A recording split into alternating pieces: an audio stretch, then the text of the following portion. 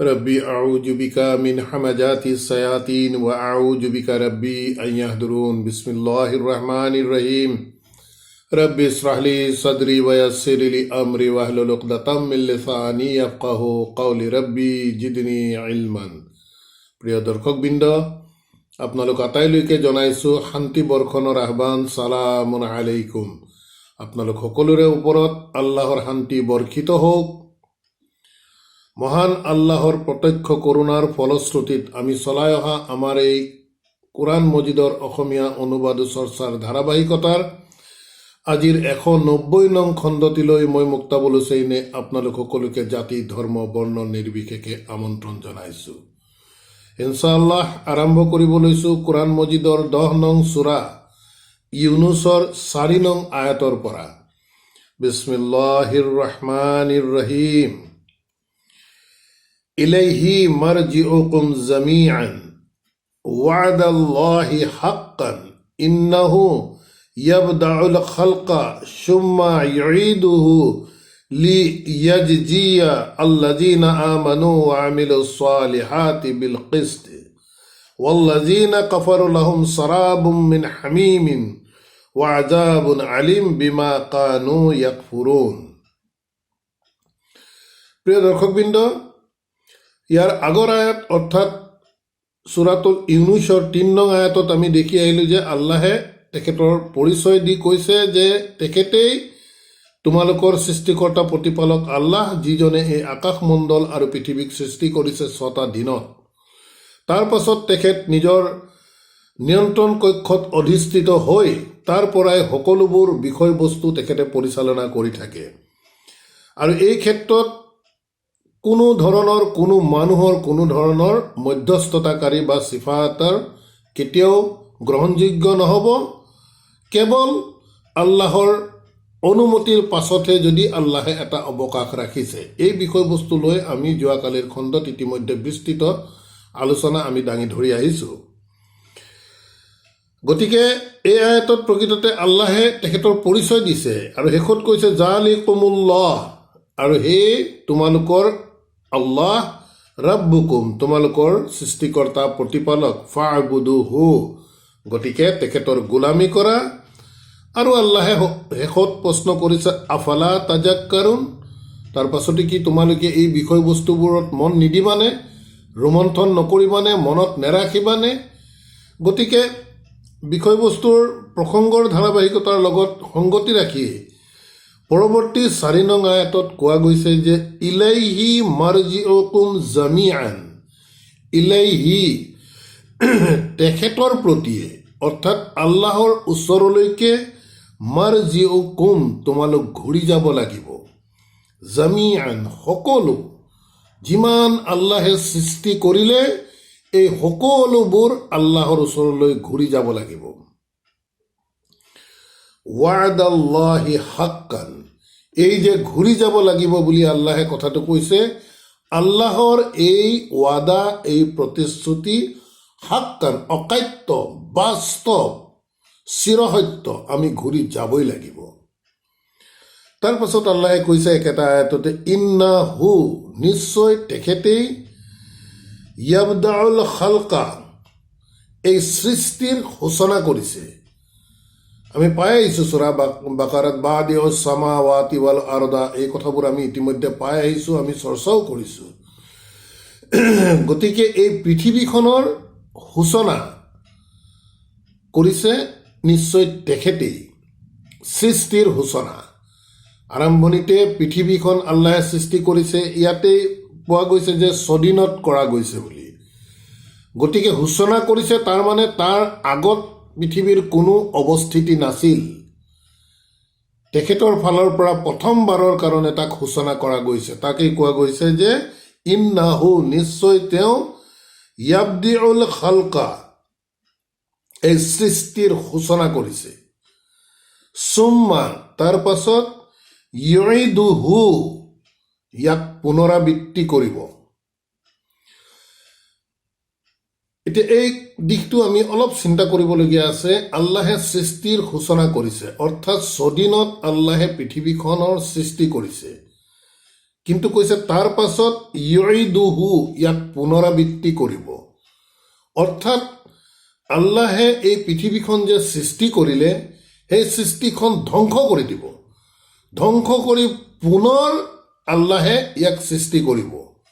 যদিও আজি বাস্তৱত আমাৰ যি গোলাকাৰ পৃথিৱীখনৰ বিষয়ে আমি পাইছোঁ, তাৰ আকৃতি কেনে হ'ব, কি হ'ব, এই বিষয়ত আল্লাহে ইয়াত যদিও কোৱা নাই, কিন্তু জান্নাত জাহান্নামৰ বিষয়ে আল্লাহে কৈছে। গতিকে সেইখন পৰৱৰ্তী সৃষ্টিৰ নিশ্চিতভাৱে আকাৰ সলনি হ'ব। কিন্তু আল্লাহে এই যে সৃষ্টিৰ সূচনা কৰিছে, পৃথিৱীখনক যে সৃষ্টি কৰিছে, তাক ধ্বংস কৰিব, ধ্বংস কৰি তাক পুনৰাবৃত্তি কৰিব তেখেতৰ সৃষ্টি। সেই কথাটোৱে কৈছে সুম্মা ইউইদুহু, এই সৃষ্টিৰ পুনৰাবৃত্তি কৰিব তেখেতে। আৰু কিহৰ কাৰণে কৰিব সেই বিষয়েও আল্লাহে বিস্তৃতভাৱে ইয়াত এনেধৰণে কৈছে যে এই সৃষ্টিৰ তেখেতে পুনৰাবৃত্তি কৰিব লিয়াজজি, যাতে পুৰস্কৃত কৰিবৰ বাবে, পুৰস্কৃত কৰিব পৰা যায় আল্লাজিনা, যিসকলে আমানু, যিসকলে বিশ্বাস স্থাপন কৰিছে, ওয়ামিলু সালিহাতি, আৰু নিজৰ পৰিশুদ্ধি, নিজৰ সংশোধনৰ কাম কৰিছে, বিল কিস্ত। এতিয়া সাধাৰণ অনুবাদত এই বিল কিস্ত সত্য, সত্য সহকাৰে। এতিয়া আমি আগতেও কৈছোঁ যে বিল কিস্ত সত্য বুলি কোৱাৰ লগে লগে সত্যৰ উৎস আমি ক'ত পাম? যিহেতু ওয়ামিলু সালিহাত, নিজৰ পৰিশুদ্ধিৰ কাম কৰিছে, আমল কৰিছে, পৰিশুদ্ধিৰ আমল কৰিছে, বিল কিস্ত সত্য সহকাৰে। এতিয়া এই সত্যৰ উৎস ক'ত? বহুবাৰ আমি এই বিষয়টো আলোচনালৈ আনিছোঁ, আমাৰ চৰ্চালৈ আনিছোঁ, যে এই বিল কিস্ত বুলি কোৱাৰ লগে লগে শাব্দিক দিশৰ পৰা যদিও ই সত্য, তথাপিও কিন্তু ইয়াক বুজোৱা হৈছে বিল কিস্ত, অৰ্থাৎ কিতাপৰ আধাৰত। কাৰণ যি সত্য এই কিতাপত সন্নিৱিষ্ট হৈছে, ইয়াতোতকৈ বেছি আৰু সত্যৰ উৎস কোনো নাই, কোনো জেগাতেই নাই। আৰু কাকো আমি ফৰ গ্ৰাণ্ট ল'বও নোৱাৰিম, যিহেতু এনেধৰণৰ আদেশ নিষেধ আল্লাহে আমাক কোৰাণৰ দ্বাৰাই দিছে। গতিকে আয়াতত কোৱা গৈছে যে নিশ্চয় তেখেতেই এই সৃষ্টিৰ সূচনা কৰিছে পৃথিৱীৰ, আৰু ইয়াক পুনৰাবৃত্তি কৰিব, অৰ্থাৎ তাক ধ্বংস কৰি দিব, কিয়ামত হ'ব, তাক পুনৰাবৃত্তি কৰিব, আল্লাহৰ পুনৰ সৃষ্টি হ'ব। আৰু কিহৰ কাৰণে কৰিব? যাতে যিসকলে বিশ্বাস স্থাপন কৰিছে, বিশ্বাস কৰিছে আৰু বিশ্বাসৰ দাবী পূৰণৰ বাবে নিজৰ সংশোধনীৰ কাম কৰিছে বিল কিস্ত, এই কিতাপৰ আধাৰত, তেখেতসকলক পুৰস্কৃত কৰিবৰ বাবে সৃষ্টিৰ পুনৰ সূচনা কৰিব আল্লাহে। ৱা আল্লাজিনা, আৰু যিসকলে কফাৰু, যিসকলে আল্লাহৰ এই কথা বতৰাবোৰক অগ্ৰাহ্য কৰিছে, অবিশ্বাস কৰিছে, লাহুম, সিহঁতৰ বাবে শাৰাবুন মিন হামিমিন, সিহঁতৰ বাবে থাকিব পানীয়, চাৰাব, ড্ৰিংকছ, পানীয়, মিন হামিমিন, উতলা পানী থাকিব সিহঁতৰ বাবে, যিসকলে অবিশ্বাস কৰিছে, অগ্ৰাহ্য কৰিছে। ৱা আজাবুন আলিম, আৰু যথেষ্ট যন্ত্ৰণাদায়ক শাস্তি থাকিব, বিমা কানু ইয়াকফুৰুন, যিহেতু সিহঁতে যে এই পৃথিৱীত থাকোঁতে অবিশ্বাস কৰিছিল, তাৰ বাবে সিহঁতৰ বাবে থাকিব উতলা পানী আৰু যন্ত্ৰণাদায়ক শাস্তি। গতিকে এই আয়াতটো আমি বুজিব লাগিব এনেধৰণৰ যে আল্লাহে কৈছে আমি তোমালোক সকলোৱেই তেওঁৰ ওচৰত ঘূৰি যাবই লাগিব, আৰু এই ঘূৰি যোৱা কথাটো অকাট্য, চিৰন্তন সত্য, বাস্তৱ কথা, যাবই লাগিব। আৰু কৈছে তেখেতেই এই সৃষ্টিৰ সূচনা কৰিছে, তাৰ পাছত ইয়াক পুনৰাবৃত্তি কৰিব, অৰ্থাৎ এই পৃথিৱী ধ্বংস হ'ব, ধ্বংস হৈ তেখেতে পুনৰাবৃত্তি কৰি তেখেতৰ সৃষ্টি পুনৰ হ'ব, যি সৃষ্টি জান্নাত জাহান্নাম ইত্যাদি বিষয়সমূহ আল্লাহে তাত ৰাখিব। আৰু কিহৰ কাৰণে এই সৃষ্টিৰ সূচনা কৰিব? যাতে যিসকলে বিশ্বাস স্থাপন কৰিছে আৰু বিশ্বাসৰ দাবী পূৰণৰ বাবে নিজৰ সংশোধনীৰ কাম কৰিছে এই কিতাপৰ আধাৰত তেওঁলোকক পুৰস্কৃত কৰিবৰ বাবে, আৰু যিসকলে অবিশ্বাস কৰিছে তেওঁলোকৰ বাবে উতলা পানী আৰু যন্ত্ৰণাদায়ক শাস্তি এই দুটা দিবৰ বাবে আল্লাহে সৃষ্টিৰ পুনৰ সূচনা কৰিব। অৰ্থাৎ জান্নাত আৰু জাহান্নাম স্পষ্ট হৈ পৰিছে আয়াতত। এই জান্নাত আৰু জাহান্নামৰ বাবে আল্লাহে এই পৃথিৱীৰ সৃষ্টিৰ যি আদি সূচনা তাক পুনৰাবৃত্তি কৰিব। তাৰ পাছৰ আয়াতত কৈছে হুৱা, তেখেতেই, আল্লাজি, তেখেতেই সেইজন, জাআলা শামসা দিয়ান, তেখেতেই সেইজন যিজনে জাআলা কৰি দিছে, বনাইছে, আশামসা দিয়ান, এই সূৰ্যটোক এক প্ৰজ্বলিত শিখা হিচাপে এই সূৰ্যটোক তেখেতে বনাইছে। ৱা আল কামাৰা, আৰু চন্দ্ৰটোক নূৰান, পোহৰ হিচাপে। ৱা কাদ্দাৰাহু মানাজিলা, আৰু সিহঁতৰ এই চন্দ্ৰ আৰু সূৰ্য যিহেতু উল্লেখিত হৈছে, সিহঁতক নিৰ্দিষ্ট কৰি দিছে সিহঁতৰ সময়ৰ বিভিন্ন ফেজ, কেনেকৈ সিহঁতে চলিব এই বিষয়বোৰ আল্লাহে নিৰ্দিষ্ট কৰি দিছে। আৰু কিহৰ কাৰণে এই বিভিন্ন ফেজবোৰ নিৰ্দিষ্ট কৰি দিছে সেই বিষয়ে কৈছে লি তা'লামু, যাতে তোমালোকে জানিব পাৰা, আদাদা সিন্নিনা, এই চনবোৰৰ বৰ্ষবোৰৰ হিচাপ যাতে তোমালোকে জানিব পাৰা, গণনা যাতে কৰিব পাৰা, ৱা আল হিচাবান, আৰু যাতে তোমালোকে হিচাপ কৰিব পাৰা। এইবাবেই আল্লাহে চন্দ্ৰ আৰু সূৰ্যক সৃষ্টি কৰাৰ বিষয়ে কৈছে।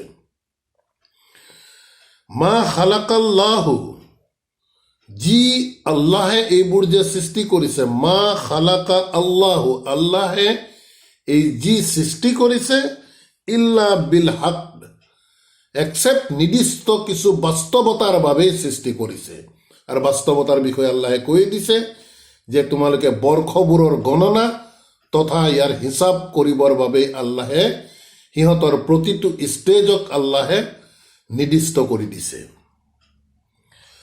ইউফাছিলুল আয়াতি, আৰু তেখেতে বিস্তৃতভাৱে ভাঙি ভাঙি ব্যাখ্যা কৰি দিছে এই বাণীসমূহ, এই নিদৰ্শনসমূহ, লি কৌমি ইয়ামালুন, সেইসকল জাতিৰ বাবে, সেইসকল কৌমৰ বাবে যিসকলে জানিব বিচাৰে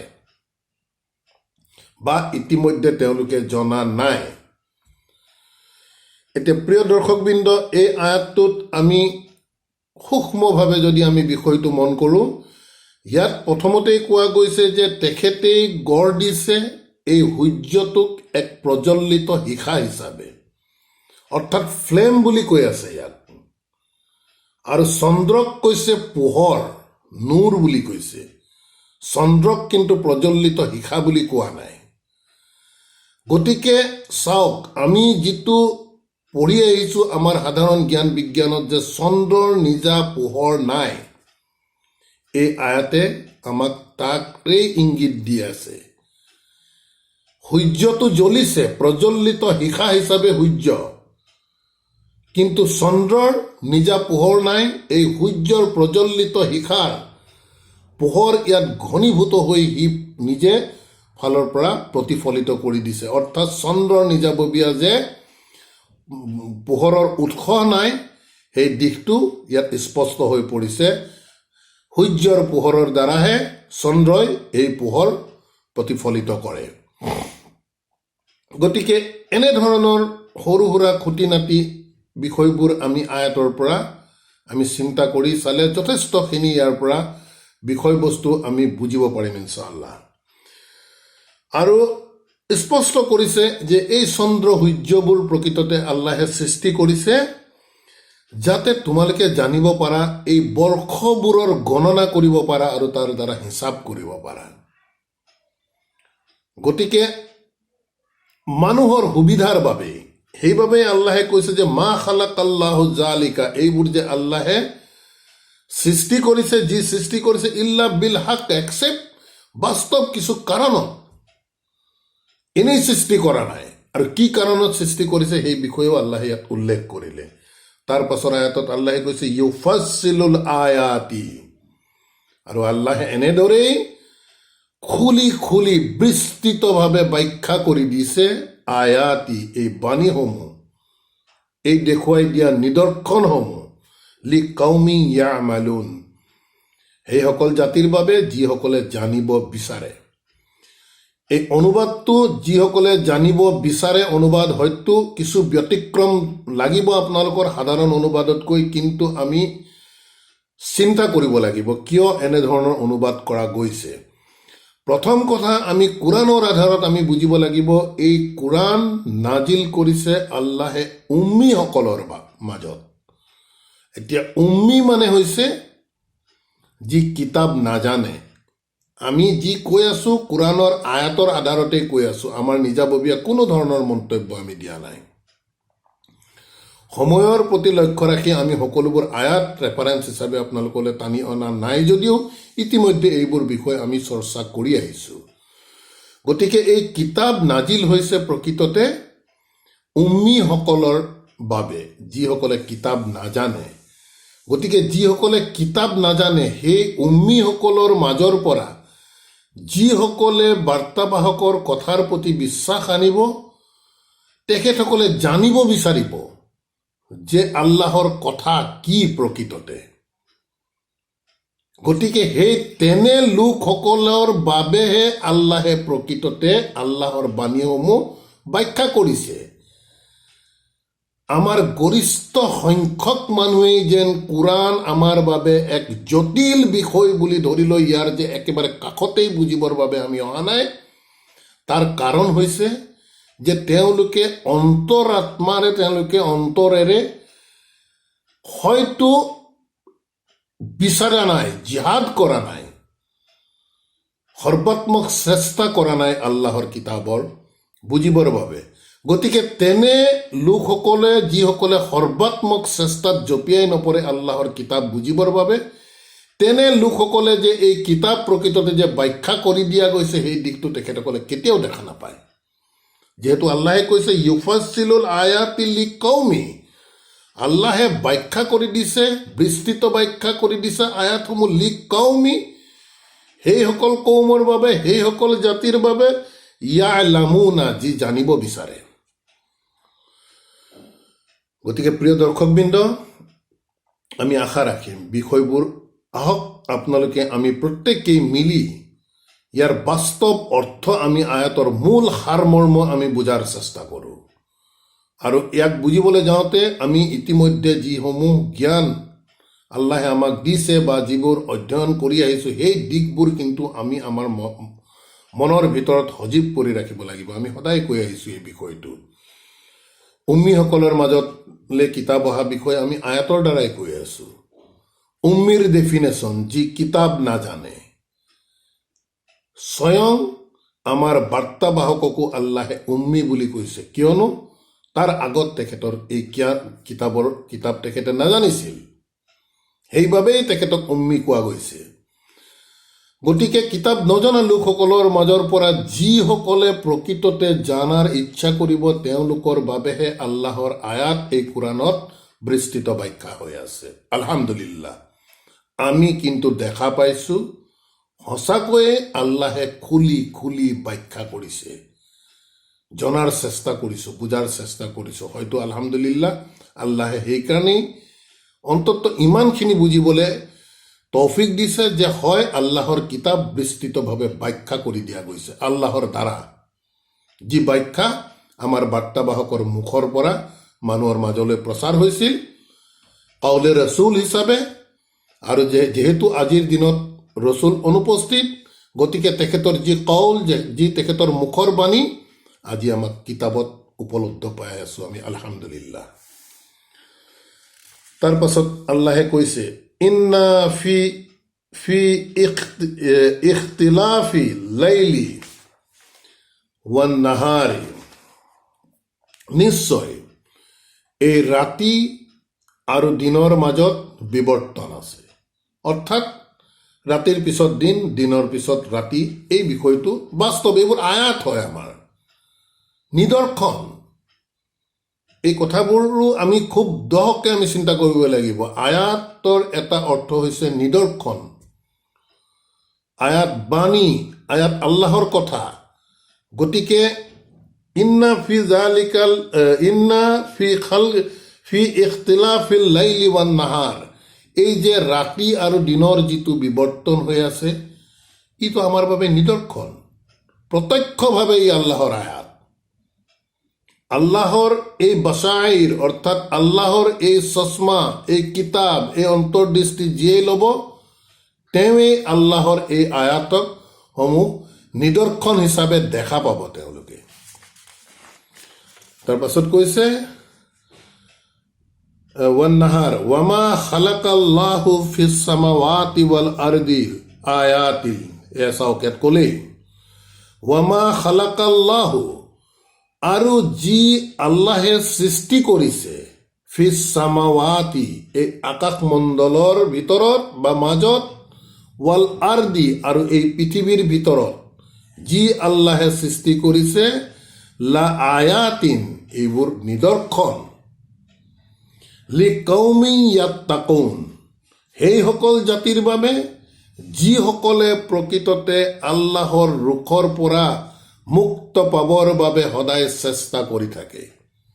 যিসকল লোকে আল্লাহৰ ৰোষক ভয় কৰে, যিসকল লোক মুত্তাকি, সেই লোকসকলৰ বাবেহে প্ৰকৃততে এই আল্লাহৰ যি সৃষ্টিৰাজি, আকাশমণ্ডল আৰু পৃথিৱীৰ ভিতৰত যিমান যি আছে, এই প্ৰত্যেকবোৰ বিষয় মুত্তাকি লোকসকলৰ বাবে নিদৰ্শন।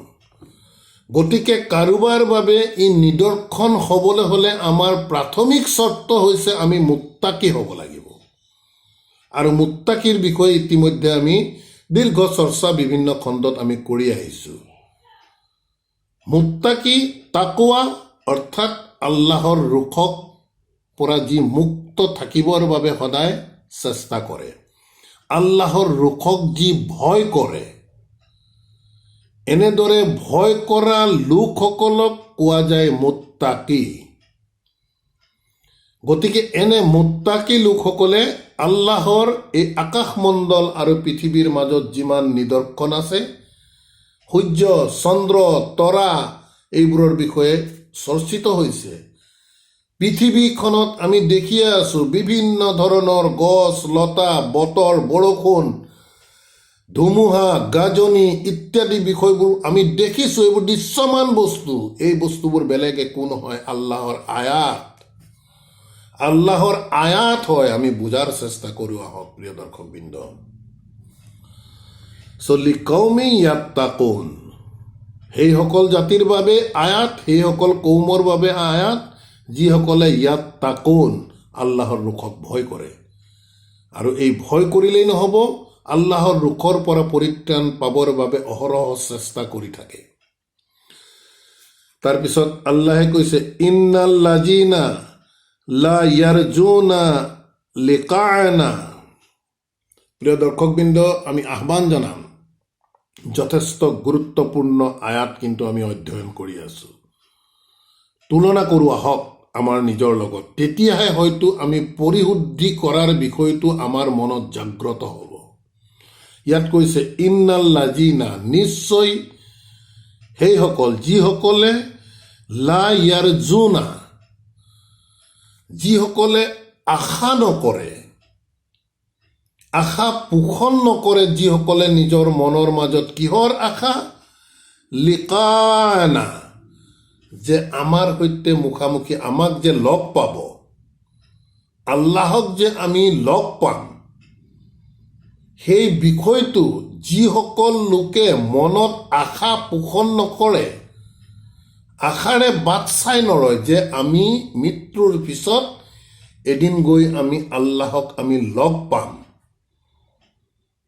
সেই বিষয়টো যিসকল লোকে আশা কৰি নাথাকে, আৰু কৈছে সেই লোকসকলৰ চৰিত্ৰৰ বিষয়ে কৈছে ৱাৰাদু বিল হায়াতি দুনিয়া, এই পৃথিৱীৰ যি জীৱন তাতেই যিসকল সন্তুষ্ট হৈ থাকে।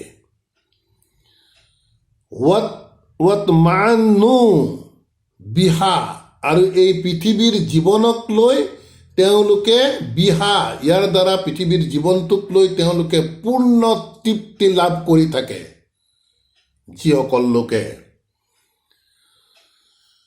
ৱাল্লাজিনা হুম, তেওঁলোকে সেইসকল লোক আন আয়াতিনা গাফিলুন, আমাৰ এই নিদৰ্শনসমূহ বা আমাৰ এই বাণীসমূহৰ প্ৰতি উদাসীন। প্ৰিয় দৰ্শকবৃন্দ, ইয়াত আহক আমি প্ৰত্যেকক আমি প্ৰশ্ন কৰাৰ আৰম্ভ কৰোঁ। সঁচা অৰ্থত আমি আল্লাহক যে লগ পাম, এই কথা আমি আশা কৰোঁনে? যিদৰে আমি ক'ৰবাত পৰিয়ালবৰ্গক লগত লৈয়ে হওক বা বন্ধুবৰ্গক লগত লৈ হৈ আমি দূৰ দূৰণিত ফুৰিবলৈ যোৱাৰ এটা ডেট থাকিব, আমুক তাৰিখে আমি আমুকলৈ ফুৰিবলৈ যাম, বা আমুকৰ ঘৰত বিয়া খাবলৈ যাম, বা আমুকটো নতুন গাড়ী এখন কিনিম। এই বিষয়বোৰ আমাৰ মানুহৰ মাজত আশা পুহি ৰাখোঁ যে এই মাহত নহ'ব, অহা মাহত এখন নতুন গাড়ী কিনিম, এইটো আশাৰে বাট চাই থাকোঁ আমি। এই বছৰ নহ'ব, অহা বছৰ মই ধুনীয়াকৈ এটা বিল্ডিং বনাম, এইবোৰ আমাৰ মনত আশা থাকে, স্বাভাৱিকতে থাকে, প্ৰত্যেক মানুহৰে থাকে, থকাটোও স্বাভাৱিক। ঠিক তেনেদৰে আমি কেতিয়াবা আশা কৰি পাইছোনে যে আমি আল্লাহক লগ পাম? আল্লাহক লগ পাম আমি, এই বিষয়টো আমি কেতিয়াবা আশা কৰিছোনে? আহকচোন প্ৰত্যেকেই নিজে নিজক এবাৰ প্ৰশ্ন কৰোঁ। যদি আমি আশা কৰা নাই, তেতিয়া আমাৰ চৰিত্ৰ আল্লাহে বৰ্ণনা কৰিছে এনেধৰণেৰে। ইয়াত কৈছে, যদি আমি আশা কৰা নাই, তেতিয়া আমি পৃথিৱীৰ আমাৰ এই জীৱন ব্যৱস্থাত, যি আমাৰ পৰিয়াল, যি আমাৰ বন্ধুবৰ্গ, যি আমাৰ বাসস্থান, যি আমাৰ বাহন ইত্যাদি ইত্যাদি বস্তুবোৰক লৈ আমি একদম পূৰ্ণ সন্তুষ্ট হৈ থাকোঁ। আলহামদুলিল্লাহ, আল্লাহ দিছে যথেষ্ট দিছে, ধুনীয়া গাড়ী এখন দিছে, ধুনীয়া ঘৰ দিছে, মোক সন্তান দিছে, মোৰ পৰিবাৰ দিছে, মোৰ মা বাবা আছে, মোৰ ভাইকে, ধুনীয়া এটা পৰিয়াল লৈ আমি, আমাৰ খোৱা বোৱাত কোনো অসুবিধা নাই, মাছ খাবলৈ মন গ'লে মাছ খালোঁ, মাংস খাবলৈ গ'লে আমাৰ এই জীৱনটোক লৈ আমি সন্তুষ্ট। আমাৰ চৰিত্ৰ কিন্তু বৰ্ণনা কৰিছে আমাৰ বিষয়ে, আৰু এই বিষয়বোৰক লৈ আমি ফুল্লি ছেটিছফাইড হৈ থাকোঁ।